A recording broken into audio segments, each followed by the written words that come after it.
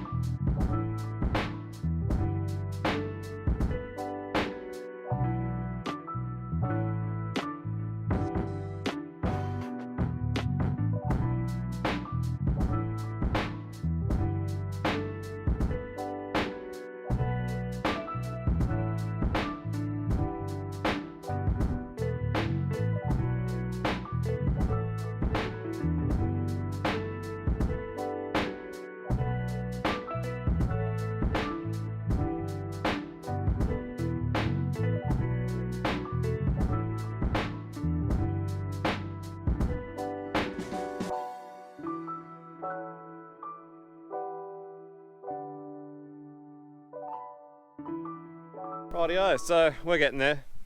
We've got some top ledges to put up around the outside, but it's pretty much this, and then this again is what it is. So hopefully two cars. That'd be nice. A little bit squishy for two cars, but we'll get him in. We'll get him in there. So anyway, got to do it again on this side, and then put all the top ledges in, and that's pretty much the frame. Then there's just rafters and a roof. I reckon we're with. Right, we're gonna have a Zupa Duper and a drink of water. We're gonna keep going.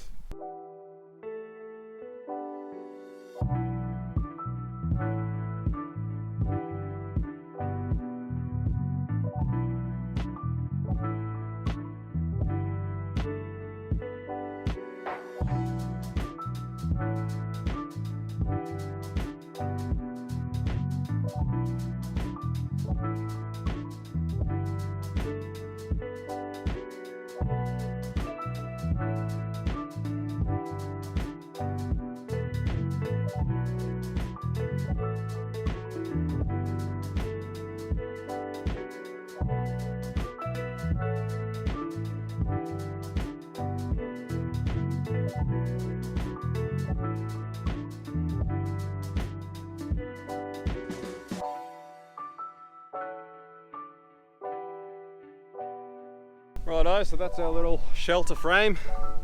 Then we've just got rafters that go along the top and a skillion roof. So pretty simple little setup, but still can keep 4 customers' cars out of the sort of weather, and that's the main thing until the shed extension's all finished, which will be probably a little while. So to get us by for now.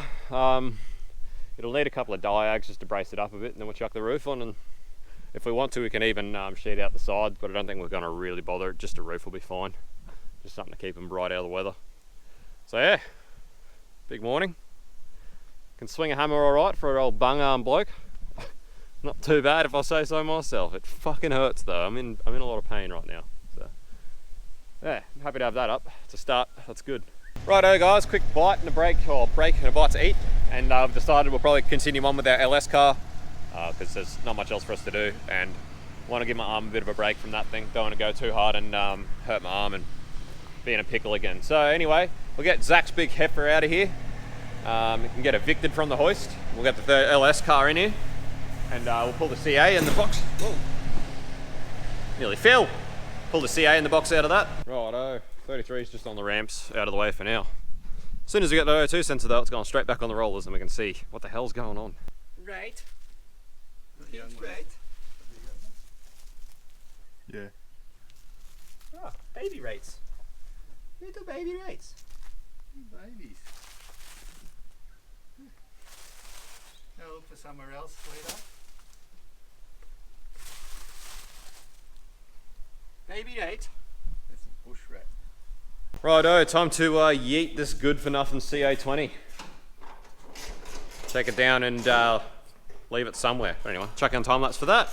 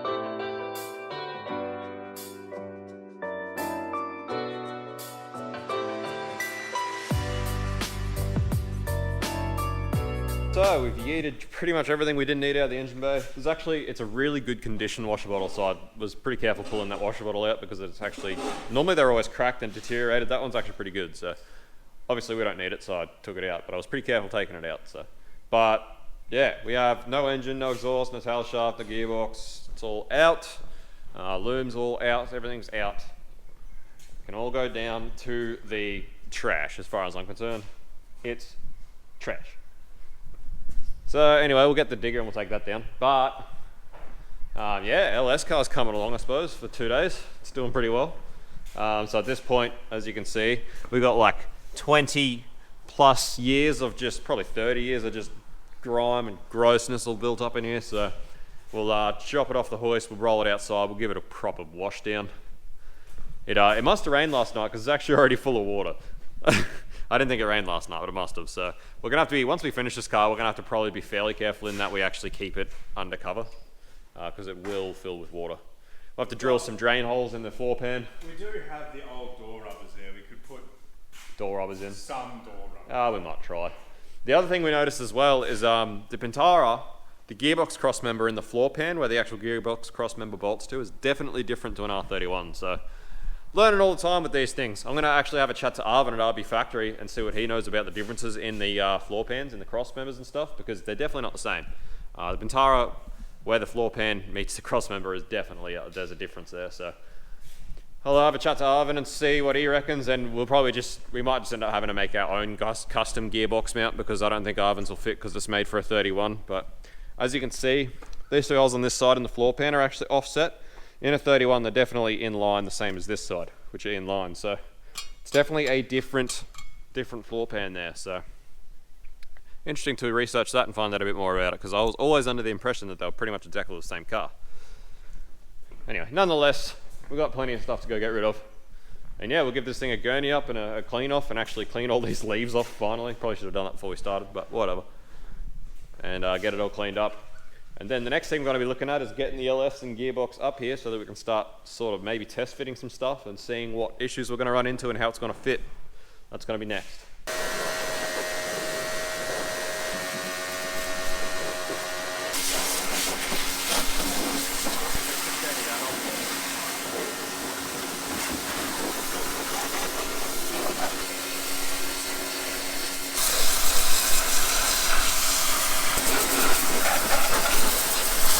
Look at that, like a brand new one. Amazing how much difference just a degrease in a gurney makes. Looks so much nicer in there now.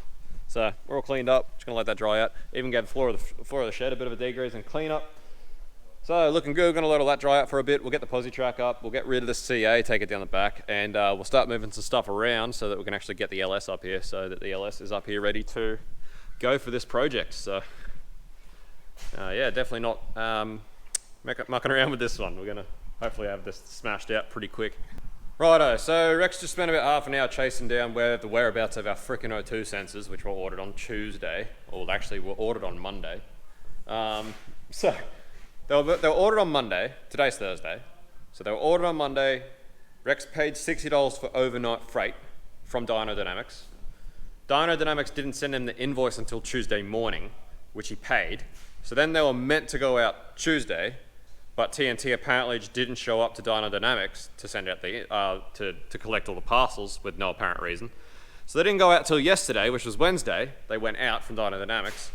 We've just found that they are in Kingaroy, which is about 40 minutes up the road, and they were meant to be delivered this morning, but there apparently is a note saying that they've been delayed another day. So that means that they're meant to be here tomorrow, which is Friday. The problem is that tomorrow's Easter Friday. So now these O2 sensors that were ordered on Monday and Rex paid $60 for overnight freight won't be here till frickin' Tuesday. So Rex's overnight freight, the $60 in overnight freight literally took a fucking week. So it's a massive piss off, because that means the earliest they're going to be here is Tuesday. I have no idea what time they're going to be here on Tuesday, so I don't know if we'll actually get to Zach's 33 on Tuesday.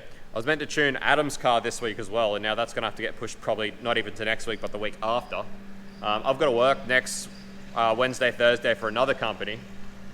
So chances are, probably won't even be able to do Zach's 33 until Friday, which means I won't even be able to start Adam's car until the following Monday, which is just a massive piss off. Such a pain in the ass. So I can tell Zach Tuesday, and he can come and we can do his exhaust and stuff like that, and sort of just hope that they get here at a decent enough time that we can actually get this car back on the dyno on Tuesday. But if not, well then I've got to work for Wednesday, Thursday, and then we'll have to do this Friday, and then Adam's car will have to wait till fucking Monday. So, absolute pain in the ass. Livid, absolutely livid. So pissed off. Anyway. We'll just keep cracking along with the LS car, I suppose. Keep ticking along with that. Also got I got other customers bringing cars out this weekend as well, which now we won't be able to get to them till the week after also. Just slows up the whole process so much. So like we ordered 2 O2 sensors this time, so that now as soon as one gets cooked, we can order another one, and we've still got ones to use. While the new one comes, we'll always keep one in stock so that this doesn't happen again. But yeah, man, what a piss off. Righto guys, we've got the big bad LS and T56 up here. This will be interesting, because actually this is the T56 that I rebuilt, which we've never been able to test before, so it'll be interesting to see how it actually goes. Anyway, fingers crossed it's alright. But while I had the opportunity, while we had everything out of that bay to get these out of the storage shed, used some of our leftover ledges from our shelter and some trannies and made up like a tyre rack down there. Not that you's really, I'm sure no one really cares to see that, but just thought I'd let you know that we are, been busy doing that too. So made a tyre rack down there which cleaned up all our tyres and wheels down there a great deal, which makes it a bit easy to get in and out of, which is awesome. I've also still got down there like a full CA Sylvia S13 interior. If anyone wants it, please let me know, because I'm at the point where I'm about to start sending stuff to the dump. I'm just going to keep things like the dash and a few other things that I definitely want for my Sylvia. But I've still got like good CA seats, like internal door cards, stuff like that. It's just heaps of stuff down there that seems like a shame to throw it out, but I can't seem to get rid of it, and I'm not going to store it forever, so it needs to go. But anyway, time to break all this open, have a look what it looks like, I suppose, and start looking at what it's going to look like inside the engine bay. Yeah, GM boy. God, it was all wrapped up. Still, look at all the Hornets. It's insane. Assholes. Bunch of stupid asshole Hornet assholes. Look at that. Manifold's already turned around from when I test fitted into the Cressy, made sure those manifolds are going to work. Anyway. Oh, actually, it's got the KE conversions mounts on it too. We need to take them off. Or we can see if they're going to work, because they might actually work.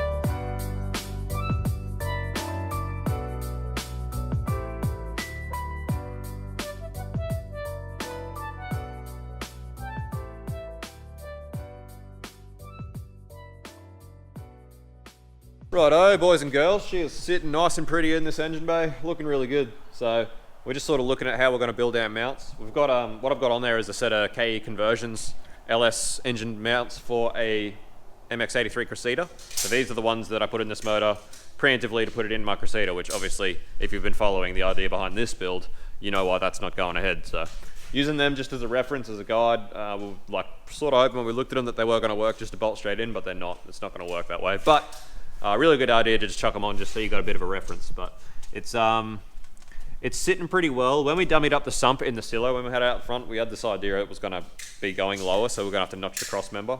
But looking at where the engine's sitting, you don't really want it much lower than it sort of is at the moment. In which case we don't have to modify the sump or the cross member, which is actually a really good idea. Well, it works out pretty well. Firstly, it's less work, and it means for anyone who's looking to replicate the conversion, you can sort of, you can do it without having to modify that. So the idea is RB Factory's on board with supporting this build a great deal, which is absolutely awesome. So if you haven't already, go to his website and check out his gear. Use our LetLabs discount code for a 10% discount on checkout. But as part of sort of kickback for him for sort of supporting this build, I've sort of told him that we'll do our best to, if we're going to make some mounts, we'll give him our dimensions. Because obviously he's got hookups for CNC machining. He makes all these sorts of mounts for other cars anyway. He's never done LS stuff. I don't particularly think he's a big fan of LSs, but that doesn't really matter. The fact is that a bit of a kickback is we'll give him the dimensions of the mounts we make so that he can sort of do some R&D into mass producing some mounts.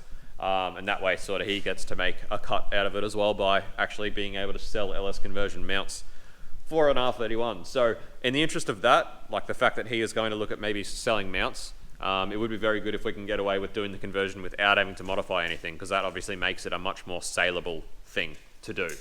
A lot more people are going to be looking to do it if it takes less work, essentially, is what we're looking at. So anyway, it's been a big day. It's awesome to see this thing in here. At the moment, we're sort of tossing up because, like I was saying before when I was whinging about the O2 sensors, it's Easter weekend. There's nowhere open for us to get steel. So we don't actually have enough steel around to make some new mounts. So we are tossing up at this point whether to just sacrifice this set of KE conversions mounts, cut them up to make, use the steel in them pretty much to make the mounts we want to make, and then I can just get another set of KE conversion mounts later. That being said, I'm thinking with the Crusader where it's going to be eventually when I build it, I'm actually thinking about solid mounting the engine off the frame rails instead of mounting it on the cross member. So I don't actually know yet what I'm going to go. So because it's Easter weekend, we're not going to be able to tune Zach's car or do anything. We've got nothing else to do except for work on this thing. And at the moment, what we really need to do is get these mounts done. So I figure, as much as it's a pain, because I paid quite a bit for these mounts, to just cut them up, and they're still gonna serve a purpose. They're still gonna be using this car, and it means we can continue on with the build over the weekend. So thinking about just doing that. So we'll see how we go anyway, but that's going to be it for this video. Before I do sign off, there are some parts that I do need for an R31, for any of you R31ers who are watching. I need a hazard light button for the dash. So the way the hazard light button works is actually a bit of a through for the connection for the indicator. So if you don't have the hazard light button, none of the indicators work. So I need a hazard light button because I can't find one. I need to have a better look in the silo, but at the moment I can't find one. I need a front Rio. So I'm pretty sure Series 1, Series 2, Series 3, I'm pretty sure the Rios are all the same. I actually used the Rio off this car for my 31, which was a Series 3 front, and it worked fine. So if anyone has a Rio, please let me know. I need a Rio for this car. It's about all I can think of at the moment. If anyone's watching that's keen to sort of sponsor the build and sort of give us some stuff for nothing, we're always keen on that. But yeah, still need to sort out suspension. Got to be running hopefully just RB Factory's complete front end in it, which I'm really excited about. So a lot of the other gear is going to come from RB Factory. That's going to be awesome, but we still need things like a clutch. Need things like suspension, yeah, bits and bobs. But anyway, it's cool to have this thing well underway, and yeah, keen to get it smashed out ASAP because we've got nothing else to do and because I want to drive ASAP. So hopefully coronavirus goes away later. But anyway, it's going to be it for us. Thanks for watching as always. Been a big day, good day's work, and we will see you on the next one. Bye-bye. Bye. Smash like, smash subscribe, all that stuff. All that good stuff. All right, catch you guys.